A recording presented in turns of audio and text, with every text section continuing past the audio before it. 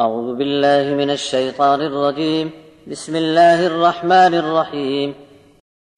وقال الله لا تتخذوا إلهين اثنين إنما هو إله واحد فإياي فارهبون وله ما في السماوات والأرض وله الدين واصبا أفغير الله تتقون وما بكم من نعمة فمن الله ثم إذا مسكم الضر فإليه تجأرون ثم إذا كشف الضر عنكم إذا فريق منكم بربهم يشركون ليكفروا بما آتيناهم فتمتعوا فسوف تعلمون ويجعلون لما لا يعلمون نصيبا مما رزقناهم تالله لتسألن عما كنتم تفترون ويجعلون لله البنات سبحانه ولهم ما يشتهون وإذا بشر أحدهم بالأنثى ظل وجهه مسودا وهو كظيم يتوارى من القوم من سوء ما بشر به أيمسكه على هون أم يدسه في التراب ألا ساء ما يحكمون للذين لا يؤمنون بالآخرة مثل السوء ولله المثل الأعلى وهو العزيز الحكيم. اور اللہ کا فرمان ہے کہ دو معبود نہ ٹھہراؤ، معبود تو صرف ایک ہی ہے اور صرف مجھ ہی سے ڈرو، اور اسی کے لیے ہے جو کچھ آسمانوں میں ہے اور جو کچھ زمین میں ہے، اور اسی کا دین اختیار کرنا سب پر لازم ہے. تو تم خدا کے سوا اوروں سے کیوں ڈرتے ہو؟ جو کچھ بھی نعمتیں تم کو دی گئی ہیں سب کی سب اللہ کے عطا کرنے سے ملی ہیں. پھر جب اچانک کبھی تم کو تکلیف پہنچ جاتی ہے تو اپنا دکھڑا رونے کے لیے اللہ ہی کے سامنے بلبلاتے ہو.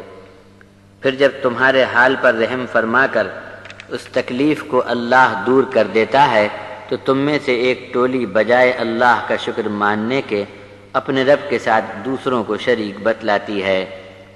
اللہ نے جب ان کی مصیبت دور کر دی تھی پھر بھی دوسروں کو اللہ کا شریک بتایا.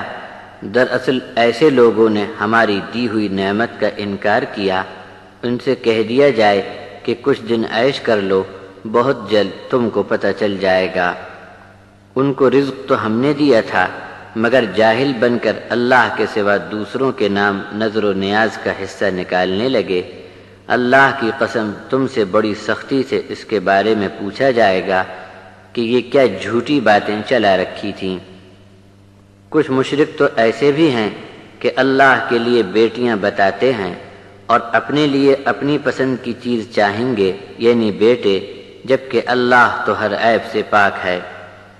جب ان میں سے کسی کے یہاں لڑکی پیدا ہونے کی خبر دی جاتی ہے تو چہرہ کالا پڑ جاتا ہے اور غم کے مارے اندر ہی اندر گھلتا رہتا ہے.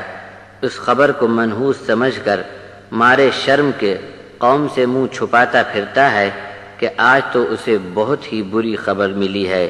بڑی الجھن میں پڑ جاتا ہے کہ کیا کرے کیا نہ کرے. یا تو اس بیٹی کو ذلت اٹھا کر پالے یا پھر مٹی میں زندہ گاڑ دے.